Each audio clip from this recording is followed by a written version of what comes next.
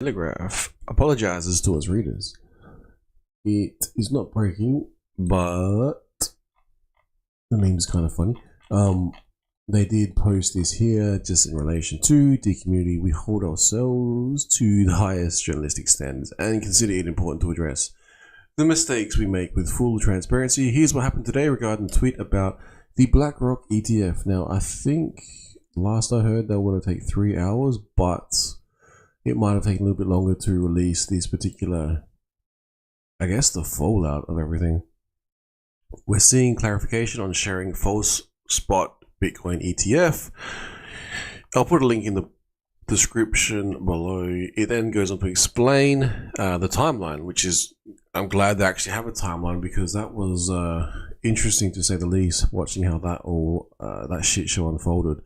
Not specifically Cointelegraph, but where did they hear it from, and how can fake news like that proliferate so easily?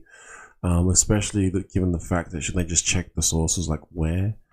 I think later on they said BlackRock actually said that, you know, it's still pending. So you'd think that might have been one, you know, origin point. The progenitor of fake news. Cointelegraph.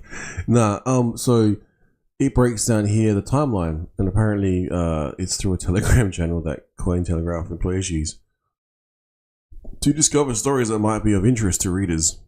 Oh, that's interesting. But yeah, so I thought it was from a terminal, might be scam, etc., etc. Then someone posted it. It's way, like, you know, a bit too early. It said colleague jumped too fast. At that point in time, the price did go up.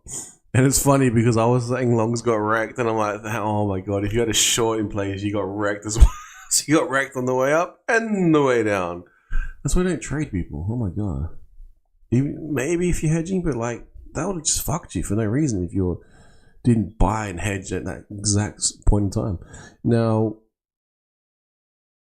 yeah, and then this is what I was seeing unfold as well. This here, and then I think it was at that point they knew they fucked up, because yeah, someone else, I did see a tweet and they basically said something that needed to be, it was basically incorrect because no one had it verified. Good work, good work. All right, so that is the breakdown. You can read at your leisure. I'll laugh at that because that's just fucking low.